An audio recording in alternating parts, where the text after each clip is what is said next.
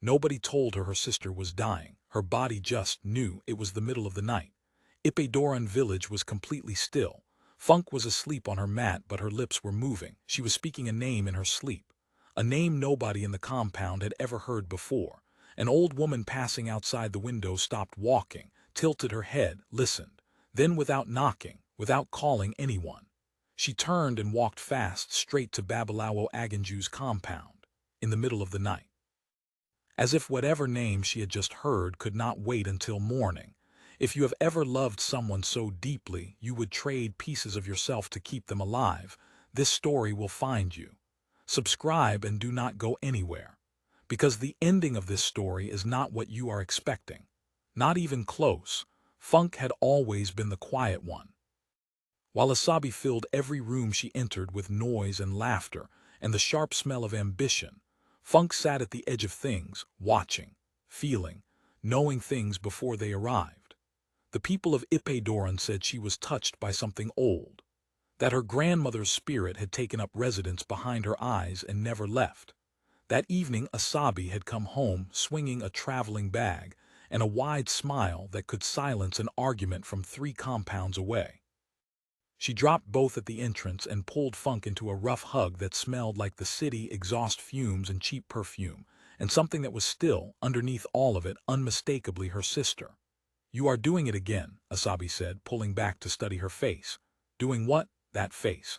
The one that looks like the sky before it decides to ruin somebody's market day." Funk almost smiled.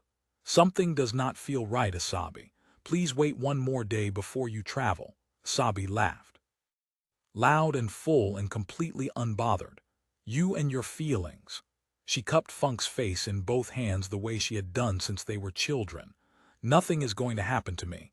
I promise you that." She said it lightly. The way people say things they believe with their whole chest. Iodola stood in the doorway watching them. Her expression was not the soft joy of a mother watching her daughters reunite. It was the particular relief of a woman who had been quietly afraid one of them would not return, and had not yet decided whether her fear was finished or simply resting. Across the compound wall, Cunnel passed on his way back from the forest. He glanced once toward Funk. She glanced back. 1 second. No words. He adjusted the strap on his hunting bag and kept walking without breaking his stride. Funk watched the road long after everyone else had gone inside. The night felt heavier than it should. Funk had spoken those exact words once before. Something does not feel right. The last time she said them, their father never came home. Asabi collapsed the next morning without a single warning. She was sitting at the breakfast mat, mid-sentence, reaching for a piece of fried yam, and then she simply stopped. Her body folded sideways and she hit the ground before anyone could move. The compound erupted immediately. Women rushed in from every direction calling her name. Children were swept outside by urgent hands. Iodola was on her knees before Asabi had finished falling, pressing her palms to her daughter's face, calling her name over and over like a prayer that had forgotten its ending. Funk did not rush. She stood in the center of all that noise and motion and fear, completely still. She pressed her hand flat against her own chest. Her heart was beating, but it felt changed, heavier, slower. Like something had reached inside her and wrapped cold fingers around it without asking permission. She looked down at her wrist. A thin red mark had appeared on her skin, like a thread drawn too tight beneath the surface. Like a warning written in a language only her body understood. She covered it with her wrapper before anyone could see. Babalawo Aganju arrived within the hour. He was an old man who moved like someone who had long ago made peace with urgency, unhurried, deliberate, present in a way that made the chaos around him feel smaller. He examined Asabi without speaking. 2 fingers to the throat, a long hold of her wrist. He studied her eyes carefully. Then he rose to his full height and looked directly across the crowded room at Funk, not at Iodola, not at the elder women gathered near the door, at Funk. Only Funk. Something passed between them. Ancient and wordless and heavy with the weight of things neither of them had chosen. He took Iodola outside. Their voices dissolved into the thick afternoon air. But through a narrow gap in the curtain, a neighbor standing close enough saw the exact moment Babalawo Aganju said something that made Iodola's hand fly to her mouth and stay there. Babalawo Aginju had seen this sickness before. Once, 20 years ago. That time, neither sister survived. He gathered the family before sundown and spoke without softening a single word. "There is a covenant on this bloodline," he said. His voice was the kind of quiet that pulled everyone closer without raising itself. "Your grandmother bound herself to the river deity, a life exchanged for a life. In return for her dying child being spared, she agreed that every generation would produce two sisters tied together by the same thread. If the older one dies before a sacred act of release is performed, the younger follows within 7 days, without exception." Room sat with this. Funk felt Asabi's eyes searching for her from across the mat. She kept her own eyes on Babalawo Aginju. "What is the sacred act?" she asked. He looked at her steadily. "It was supposed to be performed before the older sister turned 28.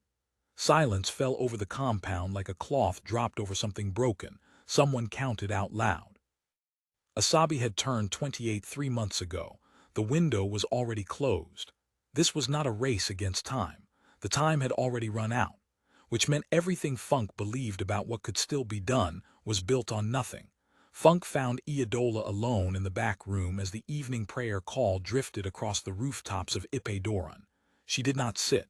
She stood in the doorway with her arms at her sides and waited.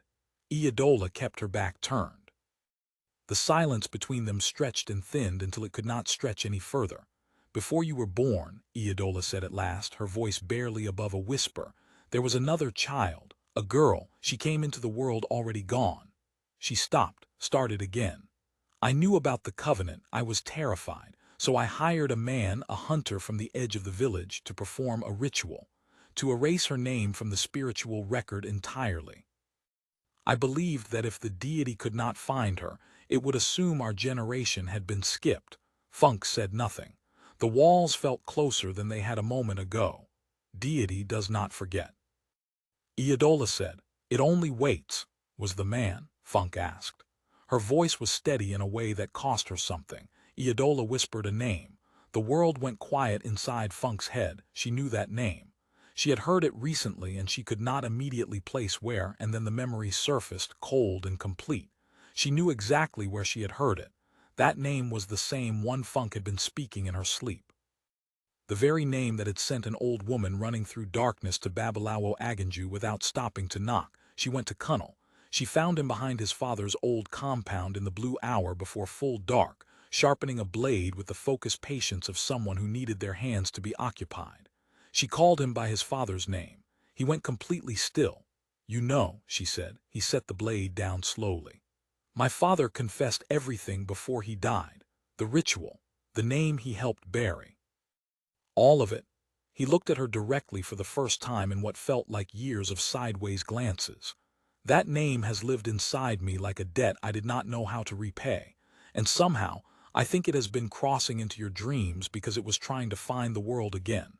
The deity has been reaching through you, Funk, preparing you without your knowledge. Preparing me for what?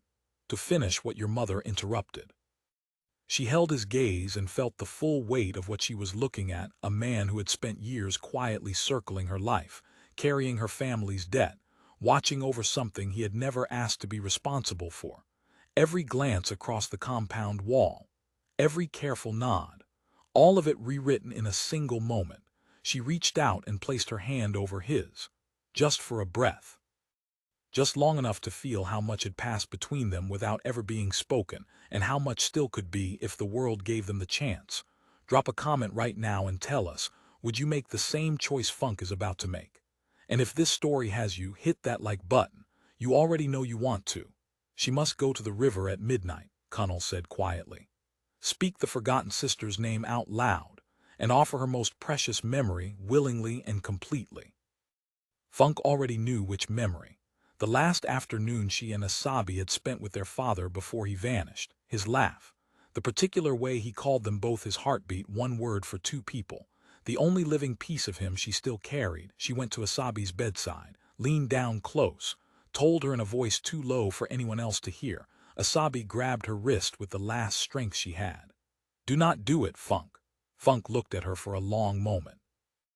Then gently, carefully, she lifted Asabi's hand from her wrist and set it down. She stood. She walked out without turning back. She stopped at Babalawo Aginju's compound on her way to the river. One question. Did Asabi know? Before she collapsed, did she know any of this? The old man was quiet for so long she thought he would not answer. She came to me 6 weeks ago. Ground shifted beneath Funk's feet. Asabi had discovered the truth alone.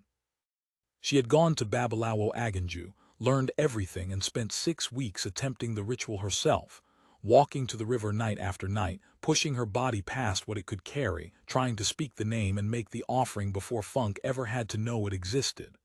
Her body collapsed before she could finish. The sickness was not the curse ambushing her. Asabi had been fighting it from the inside. In complete silence. Alone.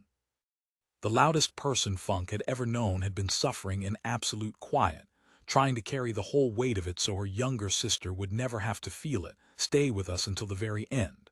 Because what waits for Funk at that river is not what anyone told her to expect. And it will change everything. Midnight.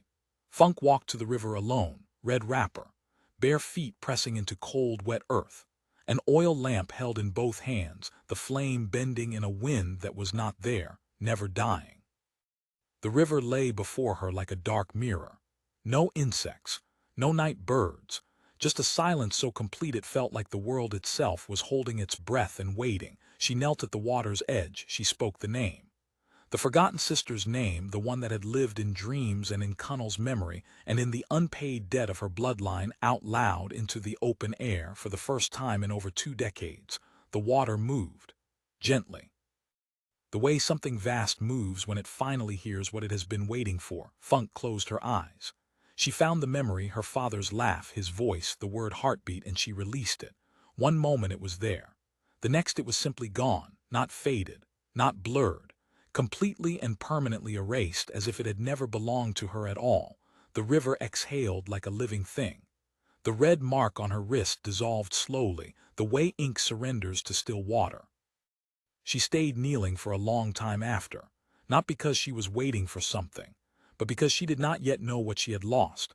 Asabi was sitting up when Funk walked back into the room, fever gone, eyes clear and fully present. Alive in the complete sense of the word, they looked at each other across the room without speaking. "You gave something up," Asabi said softly. "I don't remember what," Funk said. Asabi's face broke open quietly, the way grief arrives when it has been waiting patiently. Because she knew exactly what it was. She would know every day for the rest of her life. And Funk would never know to grieve it. Dawn arrived slowly over Ipidoran.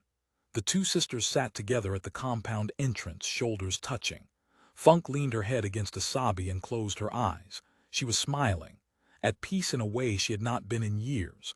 But behind her eyes, in the place where a particular laugh used to live, there was only quiet, a small and permanent absence.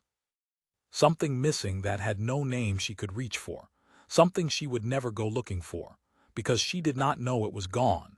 If this story found you, subscribe so you never miss the next one. Share it with someone who needs a story that stays. We will see you again very soon.